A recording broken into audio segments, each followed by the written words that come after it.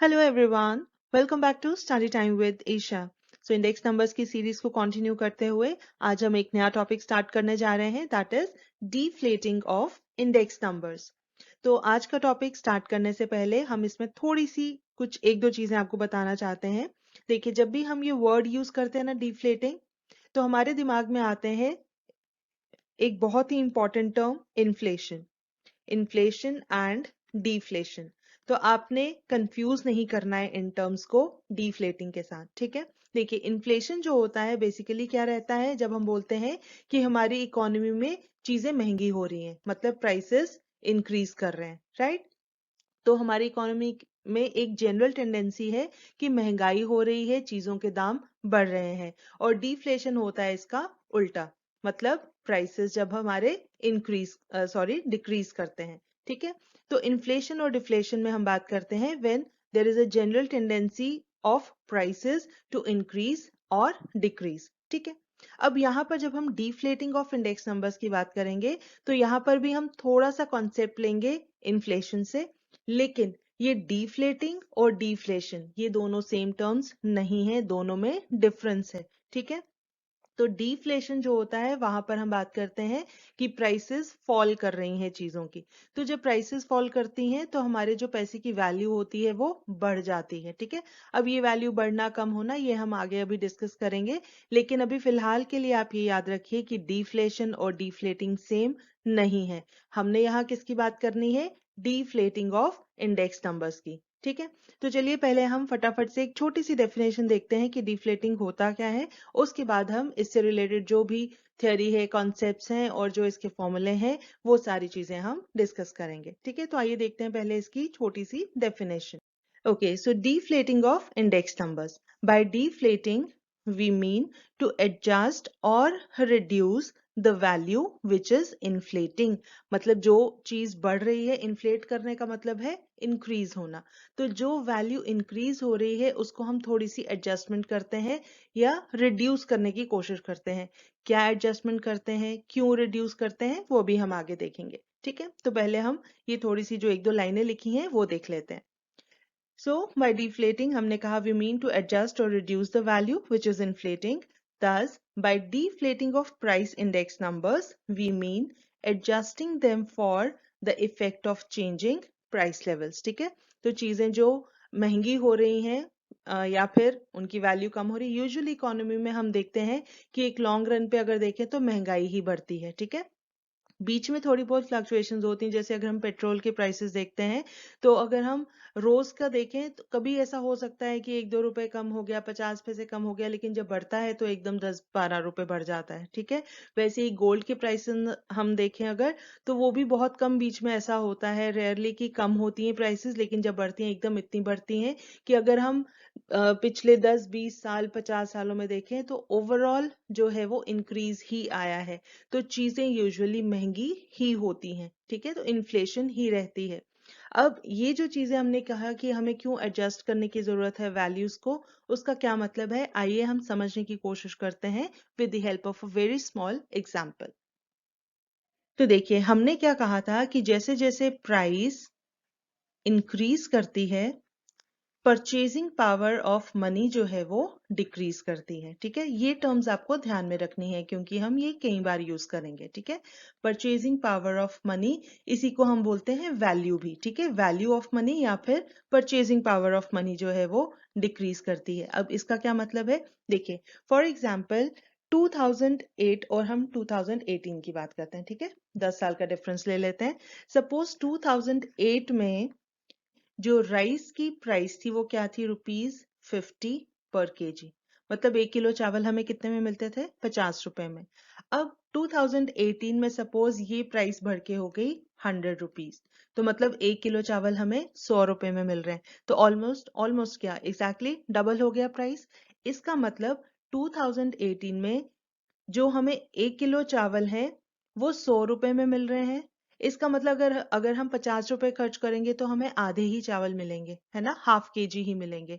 तो यहाँ पर प्राइस डबल हो गई है। तो यहाँ पर प्राइस इंडेक्स क्या हो गया है, हम बोलेंगे 200%। हम यही बोलते हैं ना कि अगर बेस ईयर है 2008, अगर इसका इंडेक्स है 100, तो यहाँ डबल हो गया ना, तो इसका मतलब ये हो गया हमारा 200, तभी हम 100 से कंपेयर करेंगे तो 100% इंक्रीज आया है, तो प्राइस जो है वो डबल हो गई है। ठीक है, तो इसका मतलब ये हुआ कि अगर हम इसको एक लाइन में ऐसे बोलें कि इसका मतलब ये हुआ कि इन 2018 one can buy only half of the rice by spending the same amount as in 2008, कि 2008 में 1 किलो चावल मिले 50 रुपए में, अब यही 50 रुपए अगर हम खर्च करें 2018 में तो 50 रुपए में हमें आधा किलो चावल ही मिलेंगे, है ना, क्योंकि अब 1 किलो का रेट कितना हो गया है, 100 रुपए। ठीक है, तो इसका मतलब पैसे की वैल्यू कम हो गई ना।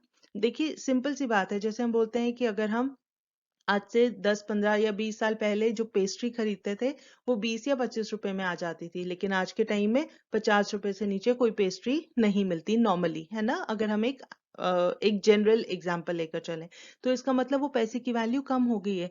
अगर हमें मम्मा ने 50 रुपए देकर भेजा है आज के टाइम में तो हमें पेस्ट्री मिल गई, लेकिन आज से 10 साल बाद अगर 50 रुपए लेकर भेजेंगे तो हमें पेस्ट्री नहीं मिलेगी, तो इसका मतलब पैसे की वैल्यू कम हो गई है। ठीक है, इतनी सी बात समझ आई। चलिए, तो अब हम इसको थोड़ा सा और समझने की कोशिश करते हैं। हम इस तरीके से लिखते हैं, देखिए, इफ प्राइसेस हैव डबल्ड, यहाँ डबल हुई है ना प्राइस हमारी एग्जाम्पल में, 50 से 100 रुपए हो गया, डबल हो गया। इफ प्राइसेस हैव डबल्ड मतलब there is an increase of 100%, है ना, 100% इंक्रीज हुआ है। तो प्राइस इंडेक्स हमारा कितना बन गया है, प्राइस इंडेक्स is 200%, 200%, इसको हम 2 भी बोल सकते हैं, और 2 क्यों, क्योंकि 200% को हम ऐसे लिख सकते हैं ना, 200/100, तो ये बन जाता है 2। तो हम सिंपली कह सकते हैं कि प्राइस इंडेक्स इज 2, है ना। क्या कहा हमने, प्राइसेस डबल हुई मतलब 100% इंक्रीज आया है, मतलब प्राइस इंडेक्स हमारा 2 हो गया है। तो इसका मतलब ये क्या हुआ कि what a rupee will buy is only half, हम ऐसे भी लिख लेते हैं, half of what it used to buy। ठीक है, तो देखिए अभी यहाँ पर आपने एक चीज ध्यान में रखनी है जो हमने लिखा है, क्योंकि इसको आगे हम फॉर्मूले के साथ रिलेट करने वाले हैं। हमने क्या कहा, प्राइस इंडेक्स है 2 and what a rupee will buy मतलब उसकी परचेजिंग पावर हाफ हो गई, मतलब 1/2। यहाँ 2 है, यहाँ 1/2 हाफ हो गई। ठीक है, अब इसी तरीके से हम एक एग्जाम्पल और लेते हैं ताकि हम फॉर्मूला बनाने में हमें थोड़ा सा इजी हो जाए समझने में। देखिए, हम यहाँ पर ये चीजें फिर से लिख देते हैं। देखिए, प्राइस इंक्रीज बाय 100% मतलब प्राइस इंडेक्स हमारा बन गया था 2। ठीक है, तो इसका मतलब जो परचेजिंग पावर थी, परचेजिंग पावर या फिर वैल्यू ऑफ मनी हम बोलते हैं, तो परचेजिंग पावर कितनी हो गई, 1/2। ठीक है, अब इसी तरीके से अगर हम बोलते हैं कि प्राइस इंक्रीज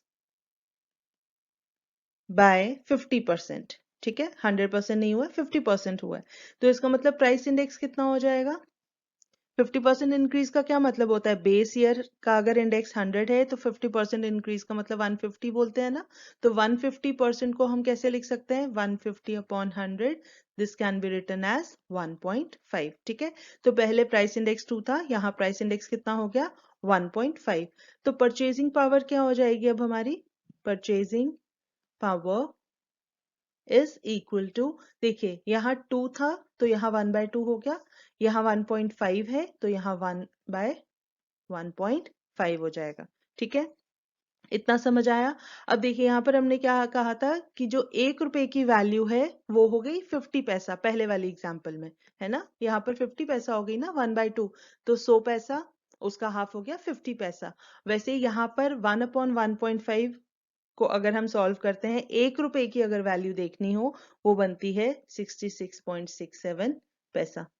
अगर आप इसको सॉल्व करेंगे ये बनता है 0.66667, ठीक है, रफली।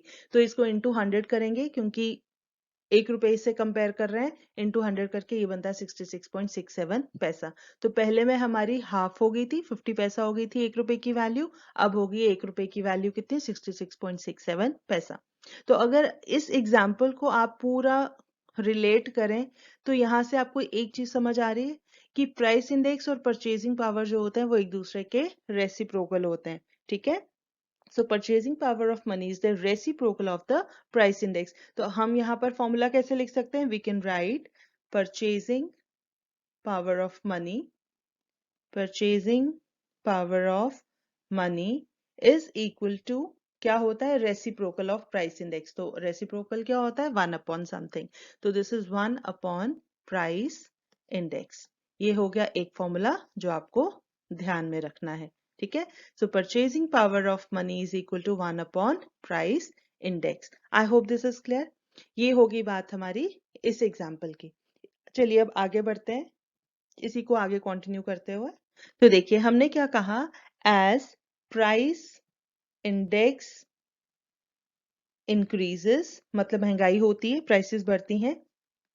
परचेजिंग पावर जो होती है, परचेजिंग पावर डिक्रीज करती है, क्योंकि ये दोनों एक दूसरे के रेसिप्रोकल हैं, ठीक है। अपने एग्जाम में कभी भी ये शॉर्ट फॉर्म नहीं लिखनी है, एरो बना के पूरा वर्ड लिखना है, इंक्रीजेस एंड डिक्रीजेस, ठीक है।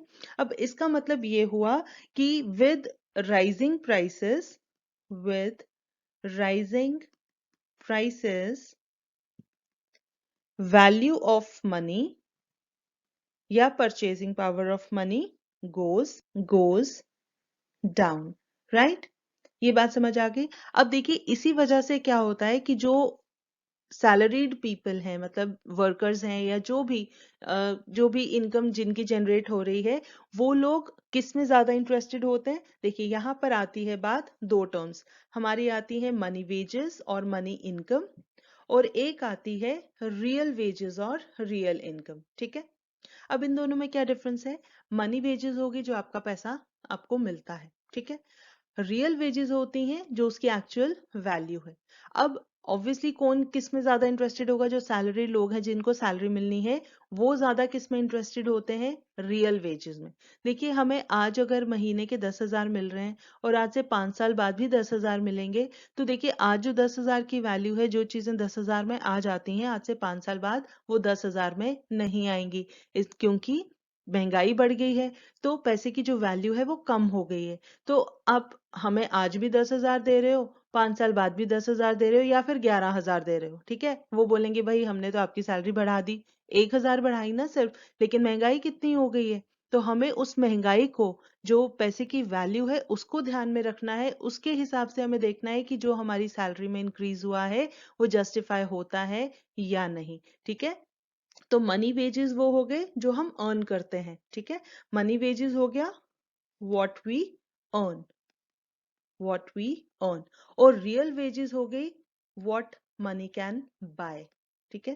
What is the actual value of that money, what money can buy, ठीक है। ये हो गया रियल वेजेस। तो यूजुअली लोग किस में इंटरेस्टेड होंगे? ऑब्वियसली रियल वेजेस में, ठीक है। तो रियल वेजेस हमें कैसे मिलेंगी?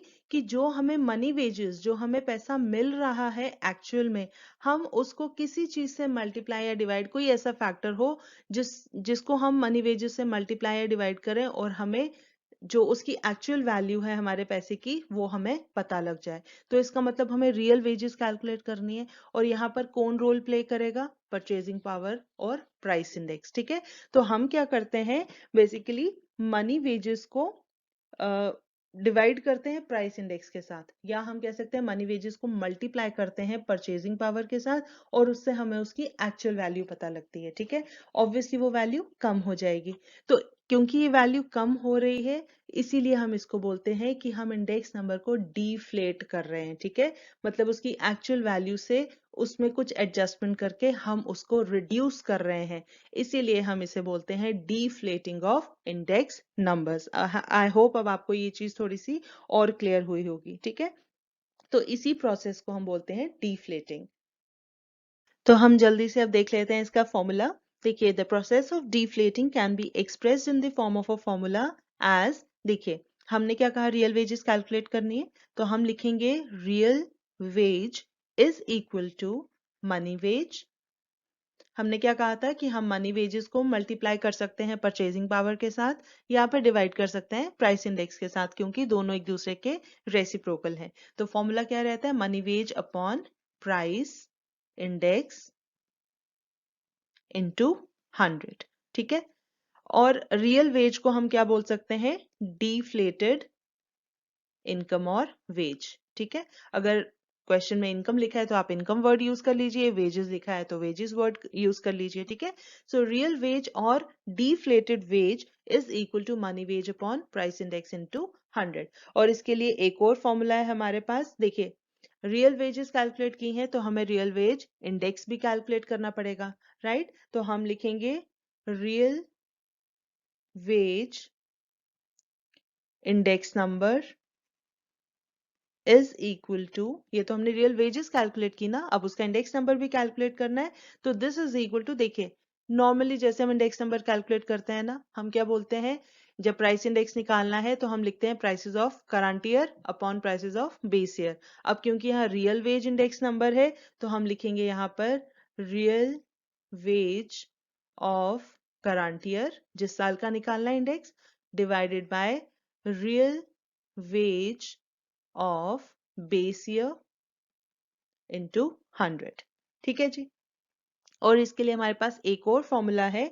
वो फॉर्मूला क्या है? हम यहाँ ऐसे लिख सकते हैं, और रियल वेज इंडेक्स नंबर, चलिए शॉर्ट में लिख देते हैं यहाँ पर, is equal to index of money wages. चलिए हम लिखते हैं मनी वेजेस इंडेक्स, ताकि लर्न करने में भी थोड़ा इजी रहे।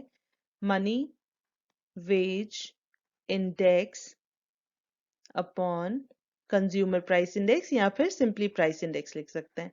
ठीक है। तो यूजुअली बुक्स में कंज्यूमर प्राइस इंडेक्स लिखा होता है, हम भी मेंशन कर देते हैं कंज्यूमर प्राइस इंडेक्स इनटू 100। ठीक है। अब ये सारी कैलकुलेशंस कैसे करनी है वो भी हम एक एग्जांपल की हेल्प से देखेंगे। तो सबसे पहले आप ये फॉर्मूले नोट कर लीजिए, बिल्कुल सिंपल है। देखिए हमने क्या कहा, रियल वेज मिलती है मनी वेज से, और मनी वेज को हमें थोड़ा सा एडजस्टमेंट करनी पड़ती है, क्योंकि हमें रियल वैल्यू चाहिए मनी की, परचेजिंग पावर। तो हम क्या करते हैं, मनी वेज को या तो मल्टीप्लाई कर दो परचेजिंग पावर के साथ, या फिर डिवाइड कर दो प्राइस इंडेक्स के साथ। तो जनरली कौन सा फॉर्मूला यूज किया जाता है? यही वाला। ठीक है। अगर आपको क्वेश्चन में परचेजिंग पावर दी हुई है तो हमें पता है purchasing power is the reciprocal of price index, तो आप 1 अपॉन प्राइस इंडेक्स करके परचेजिंग पावर निकाल सकते हैं। ठीक है। अगर परचेजिंग पावर गिवन है तो प्राइस इंडेक्स निकाल सकते हैं, प्राइस इंडेक्स गिवन है तो परचेजिंग पावर निकाल सकते हैं। ठीक है। तो आपको फॉर्मूले में प्राइस इंडेक्स लगाना है। तो अगर क्वेश्चन में प्राइस इंडेक्स गिवन है तो कुछ करने की जरूरत नहीं है, परचेजिंग पावर गिवन है तो वहां से आपको प्राइस इंडेक्स मिल जाएगा। ठीक है। तो ये हो गया एक फॉर्मूला। और जब रियल वेज इंडेक्स नंबर निकालना है तो ये सिंपलेस्ट फॉर्मूला है, ये यूज कीजिए। लेकिन अगर कभी आपको ये भी यूज करना पड़े, ये भी यूज करना आना चाहिए, तो हम दोनों ही तरीके से आपको कैलकुलेशन बता देंगे। ठीक है। तो आइए अब ये कैसे फॉर्मूले अप्लाई होने हैं, कैसे यूज होने हैं, let's see with the help of an example.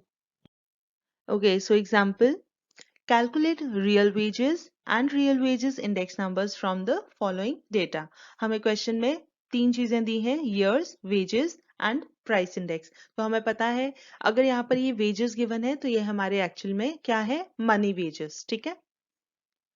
अब हमें यहाँ से निकालने हैं रियल वेजेस, और फिर कैलकुलेट करने हैं रियल वेजेस इंडेक्स नंबर्स। तो हमें पता है जो भी चीज हमें कैलकुलेट करनी है हमें सबसे पहले लिखने होते हैं उनके फॉर्मूले, राइट? तो हमारे पास सबसे पहले रियल वेज का क्या फॉर्मूला है, हम फॉर्मूला लिख लें। Real wage is equal to money wage upon price index into 100, right? अब यहाँ पर देखिए एक चीज नोट करने वाली है, हमें हर साल का प्राइस इंडेक्स गिवन है ना, और हमने फॉर्मूले में कहीं पर भी ये नहीं लिखा है कि प्राइस इंडेक्स करंट ईयर का, बेस ईयर का लेना है, कुछ नहीं लिखा है। तो इसका मतलब ये हुआ कि जिस साल की हमें रियल वेज कैलकुलेट करनी है उसी साल का हमें प्राइस इंडेक्स लेना है। ठीक है। This is clear, I hope. उसके बाद हमें real wage index number calculate करना है, राइट? और उसके लिए क्या फॉर्मूला है, हमने अभी बताया था, हम लिखते हैं real ways of current year upon real wage of base year into 100, right? तो अगर हम पहला फॉर्मूला देखें रियल वेज का, हमने देखिए अब यहाँ दो कॉलम ऐड करने हैं। एक हमने कैलकुलेट करना है रियल वेज, और फिर हमने कैलकुलेट करना है real wage index number, right. Simple से फॉर्मूले यूज करने हैं और कैलकुलेशंस करनी है। तो यहाँ पर देखिए रियल वेज कैलकुलेट करने के लिए फॉर्मूला है money wage upon price index. तो अगर हमें 1991 के लिए कैलकुलेशन करनी है तो इसका मनी वेज है 800 और प्राइस इंडेक्स है 100, तो 800 अपॉन 100 इंटू 100। फिर 1992 के लिए अगर कैलकुलेट करना है तो इसका मनी वेजेस हैं कितने, 819 डिवाइड बाय प्राइस इंडेक्स कितना है 105 इंटू 100। तो इस तरीके से हमने सबके लिए रियल वेजेस कैलकुलेट कर लेने हैं, ठीक है। फिर आती है बात रियल वेज इंडेक्स नंबर की। तो उसके लिए क्या करना है, real ways of current year upon real ways of base year. बिल्कुल सिंपल है। तो हम क्या करेंगे, फॉर एग्जाम्पल अगर हमें 1991 के लिए कैलकुलेट करना है तो उसका तो हमें पता है कि इंडेक्स नंबर जैसे 100 है तो ये बेस ईयर है तो इसका तो 100 ही आएगा। अगर हमें 1992 के लिए कैलकुलेट करना है तो वो हमें कहाँ से मिलेगा, देखिए real ways of current year, मतलब ये जो कैलकुलेट हम करेंगे, ठीक है, ये रियल वेज निकलेगी करंट ईयर की। और ये अब ये वैल्यू जब कैलकुलेट होगी, ये बेसिकली आपको ऐसे ही बता देते हैं, ये वैल्यू आती है 780। तो हम करेंगे real ways of current year upon real ways of base year, कि हमने यहाँ पर कैलकुलेट करना है ना 1991 की रियल वेज। तो 800 अपॉन 100 इंटू 100, ये हमारे पास 800 आता है, ठीक है। तो 780 अपॉन 800 इंटू 100, ये हमारा आ जाएगा रियल वेज इंडेक्स नंबर। अब बेसिकली यहाँ पर हमने मेंशन किया है ना real ways of base year, तो ये हर एक के लिए 800 ही आएगा, ठीक है, क्योंकि बेस ईयर हमारा 1991 है, क्योंकि उसका प्राइस इंडेक्स 100 है, ठीक है। क्वेश्चन में मेंशन नहीं किया है बेस ईयर कौन सा है, तो इसीलिए जिसका प्राइस इंडेक्स 100 दिया हुआ है इन्होंने शुरू में, तो हमने उसी को बेस ईयर मान लेना है, ठीक है। तो डिनोमिनेटर में बेसिकली ये हर जगह आपका यहाँ पर 800 आएगा। चेंज क्या होगा, real ways of current year, ठीक है, वो आएगी जो हम यहाँ पर कैलकुलेट करेंगे। तो इस तरीके से हमें कैलकुलेशंस करनी है। अगर आपको ये समझ आ गया है तो आप फटाफट से कैलकुलेशन स्टार्ट कीजिए। अगर नहीं भी समझ आया है तो हम तो कैलकुलेशन करेंगे ही, ठीक है। तो हम भी साथ साथ कैलकुलेशन स्टार्ट करते हैं। पहले ये टेबल अच्छे से बनाते हैं, ठीक है। तो चलिए देखते हैं हमारा ये टेबल कैसे बनेगा।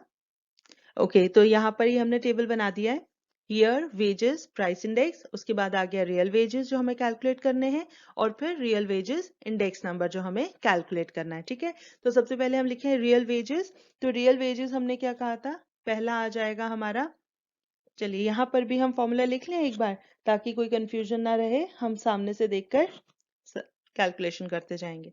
तो रियल वेज अब हम शॉर्ट में ही लिखते हैं क्योंकि यहाँ स्पेस कम है। Real wage is equal to money wage divided by price index into 100, ठीक है। तो हम करें यहाँ कैलकुलेशन, ये जो वेजेस गिवन है ये हमारी हैं मनी वेजेस, राइट। अब जिस साल का कैलकुलेट करना है उसी साल का मनी वेज, उसी साल का प्राइस इंडेक्स। तो हम यहाँ पर लिखेंगे 800 अपॉन 100 इंटू 100, ठीक है। नेक्स्ट में हमारे पास, अब कैलकुलेशन करते हैं बाद में, पहले ये सारा लिख लेते हैं क्योंकि फिर फॉर्मूला बार बार वो वैल्यूज लिखने में थोड़ा सा कंफ्यूजिंग हो जाता है, ठीक है। चलिए नेक्स्ट में हमारे पास आ जाएगा 819, क्योंकि हमारा मनी वेज कितना है यहाँ पर 819। तो हम यहाँ लिखेंगे 819 डिवाइड बाय 105 इंटू 100। फिर नेक्स्ट में हमारे पास आ जाएगा ये 825 है, तो 825 डिवाइड बाय प्राइस इंडेक्स कितना है 110 इंटू 100। फिर नेक्स्ट में हमारे पास आ जाएगा 876 डिवाइड बाय 120 इंटू 100, ठीक है। यहाँ पर थोड़ा ठीक से लिख लें 120। चलिए नेक्स्ट में आ जाएगा हमारे पास 920 डिवाइड बाय 125 इंटू 100।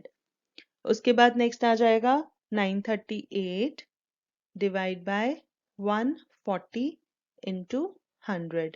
और लास्ट में आ जाएगा हमारे पास 924 अपॉन 140 इंटू 100। अब हम यहाँ इसकी कैलकुलेशन कर ही लेते हैं क्योंकि जब हमें real wage index number calculate करना है तो हमें ये वैल्यूज की जरूरत होगी, ठीक है। तो हम यहाँ लिख लें वैल्यूज। तो हमारे पास ये कैलकुलेट करने पर वैल्यूज आती हैं 800। आप भी खुद से कैलकुलेट कीजिए और यहाँ से वैल्यूज मैच कीजिए। कहीं पर कोई वैल्यू गड़बड़ होती है तो प्लीज हमें कॉमेंट सेक्शन में जरूर बताएं। फिर आता है ये 750, नेक्स्ट वैल्यू आती है 730, देन वी हैव 737 6, फिर आता है 670 एंड देन 660। ठीक है, तो ये आ गई हमारी रियल वेजेस। अब हमें नेक्स्ट कैलकुलेट करना है रियल वेज इंडेक्स नंबर। ठीक है, हमने यहाँ शॉर्ट में लिखा है, एग्जाम में आपने कभी भी ये शॉर्ट में नहीं लिखना है, पूरी पूरी टर्म पूरे पूरे वर्ड्स लिखने हैं। ठीक है, तो हमने क्या कहा था, रियल वेज इंडेक्स नंबर होता है real ways of current year divide by real ways of base year into 100। ठीक है, तो करें यहाँ पर कैलकुलेशन। अब real ways of current year अगर 1991 का कैलकुलेट करें तो real ways of current year है 800 upon real ways of base year, यही हमारा बेस ईयर भी है, तो ये आ जाएगा 800 इंटू 100। ठीक है, चलिए नेक्स्ट में हमारे पास आ जाएगा 780। Real ways of current year है 780 और बेस ईयर तो 800 ही है। ठीक है, इंटू 100। उसके बाद नेक्स्ट आ जाएगा करंट ईयर का रियल वेज है 750 और बेस ईयर का सेम है 800। यहाँ पर हमारा डिनोमिनेटर सब में एक जैसा आएगा। ठीक है, उसके बाद 730 अपॉन 800 इंटू 100, फिर आ जाएगा हमारे पास 736 upon 800 into 100. Then next is 670 upon 800 into 100 और लास्ट में आ जाएगा हमारे पास 660 upon 800 into 100। ठीक है, तो चलिए अब इसकी हम वैल्यूज लिख लें। तो पहली वैल्यू आएगी 100, नेक्स्ट हमारी आती है 97.5, then we have 93.75, next 91.25, then we have 92, then 83.75 and last is 82.5। तो इस तरीके से हमें करनी है real wages and real wages index numbers calculate. ठीक है, आई होप दिस इज क्लियर, है ना, बिल्कुल सिंपल। बस आपको फॉर्मूले अच्छे से याद करने हैं और इसके तो फॉर्मूले भी बहुत सिंपल हैं। ठीक है, बस आपको लिख लिख के प्रैक्टिस करनी है, सिर्फ ऐसे देखने से फॉर्मूले याद नहीं होते। जब तक आप हाथ से प्रैक्टिस नहीं करेंगे तब तक ये फॉर्मूले याद नहीं होंगे। आपको ऐसा लगेगा कि हमें देखकर समझ आ गया है, याद हो गया है, लेकिन ऐसा नहीं होता। आपको हमेशा फॉर्मूले लिख लिख के प्रैक्टिस करनी है। ठीक है, तो चलिए अब हम थोड़ी एक दो चीजें इसमें और फॉर्मूले, मतलब जो हमने एक और फॉर्मूला लिखा था ना रियल वेज इंडेक्स नंबर का, जिसमें हमने कहा था money wage index upon price index, तो हम एक दो कैलकुलेशन आपको बता देते हैं, बाकी आप सारी कैलकुलेशन कीजिए, सेम वैल्यूज आनी चाहिए। ठीक है, तो हमने उसके लिए क्या फॉर्मूला लिखा था, हम यहाँ एक बार फिर से फॉर्मूला लिख लें। Real wage index number is equal to money wage index number upon consumer price index into 100 करना है साथ में। ठीक है, अब देखिए अगर ये फॉर्मूला अगर हमें यूज करना है तो हम क्या करते हैं, पहले हमें मनी वेज इंडेक्स नंबर निकालना पड़ेगा और कंज्यूमर प्राइस इंडेक्स तो हमें ये ऑलरेडी गिवन है। ठीक है, तो मनी वेज इंडेक्स कैसे निकलता है, इंडेक्स नंबर कोई भी हमेशा सिंपल फॉर्मूला क्या रहता है, करंट ईयर का डिवाइड बाय प्रीवियस ईयर का। ठीक है, तो हमने क्या करना है, प्रीवियस ईयर नहीं, सॉरी, बेस ईयर का। ठीक है, तो हमने यहाँ पर क्या करना है, अगर सपोज देखिए 1991 के लिए तो 100 ही आना है। अगर हमें 1992 के लिए कैलकुलेट करना हो, हम उसके लिए कैलकुलेशन बताते हैं। देखिए 1992 के लिए कैलकुलेट करना हो तो हमारे पास कितना आएगा, ये मनी वेज इंडेक्स नंबर कैसे निकलेगा, 1992 का जो हमारा करंट ईयर की है वैल्यू, वो कितनी है, 819 है ना, 1992 हमारा करंट ईयर है, तो 819 डिवाइड बाय बेस ईयर की वैल्यू कितनी है, 800, है ना, ये हमारा आता है न्यूमरेटर में money wage index number, divide by अब इसका कंज्यूमर प्राइस इंडेक्स हम कितना लेंगे, जिस ईयर का निकाल रहे हैं, 1992 का निकाल रहे हैं, तो 105 इंटू 100। ठीक है, तो जब आप इसको सॉल्व करेंगे ये आपका कितना आएगा, 97.5। ठीक है, आप चेक कर लीजिएगा। इसी तरीके से आपको एक एग्जांपल और दिखा देते हैं। सपोज हमें 1993 के लिए अगर कैलकुलेट करना है तो हम यहाँ लिखेंगे, देखिए सपोज 1993 के लिए कैलकुलेट करना है तो अब हमारा मनी वेज इंडेक्स कैसे निकलेगा, देखिए हमारे पास 1993 के लिए ये करंट ईयर की वैल्यू और बेस ईयर की है 800, तो हम लिखेंगे 825 डिवाइड बाय 800 इंटू 100, सॉरी शायद हम पहले वाले में इंटू 100 करना भूल गए थे, क्योंकि ये मनी वेज सिर्फ नहीं है, मनी वेज इंडेक्स है, तो हमें 100 से मल्टीप्लाई करना है। ठीक है, ये करेंगे, ये आ जाएगा हमारा न्यूमरेटर, डिवाइड बाय, अब प्राइस इंडेक्स लेना है इसी करंट ईयर का, दिस इज 110। ठीक है, और फिर बाहर इंटू 100 भी करना है। ठीक है, इंडेक्स नंबर इसके लिए, ठीक है, क्योंकि हम ले रहे हैं रियल वेज इंडेक्स नंबर, तो एक 100 से मल्टीप्लाई किस लिए होगा, क्योंकि मनी वेज इंडेक्स है। ठीक है, और फिर बाहर इंटू 100, ये 2 बार 100 आएगा, ये आपको खास ध्यान रखना है। ठीक है, और जब इस पूरे को जब आप सॉल्व करेंगे ना, तो आपकी ये वैल्यू आ जाएगी 93.75। ठीक है, और वो ही यहाँ पर भी है, तो आपने ये वैल्यूज मैच कर लेनी है। ठीक है, तो आप ये सिंपल फॉर्मूला लगाएं या फिर कभी ये भी लगाना पड़ता है। ठीक है, तो कोई सा भी फॉर्मूला आप यूज करें, आपको वैल्यू सेम मिलेगी। ठीक है, तो इस तरीके से हम करते हैं डीफ्लेटिंग ऑफ इंडेक्स नंबर्स। तो इसी के साथ आई होप आपको ये कॉन्सेप्ट अच्छे से समझ आया होगा, फॉर्मूले अच्छे से समझ आए होंगे, कैलकुलेशंस कैसे करनी है समझ में आया होगा। अगर इसके बाद भी आपको कोई भी डाउट, कोई भी कंफ्यूजन रहता है, तो आप कमेंट सेक्शन में पूछ सकते हैं। तो इसी के साथ हमारी तरफ से आज के लिए इतना ही। With this I will take you leave, मगर जाने से पहले अगर आपको ये वीडियो पसंद आई हो तो इसे लाइक ज़रूर करें, अपने जानने वालों के साथ ज़्यादा से ज़्यादा शेयर करें, और हाँ, अगर आपने अभी तक इस चैनल को सब्सक्राइब नहीं किया है तो प्लीज़ इसे सब्सक्राइब ज़रूर करें। हम जल्दी हाजिर होंगे एक नए कॉन्सेप्ट के साथ, तब तक के लिए टेक केयर, बाय बाय।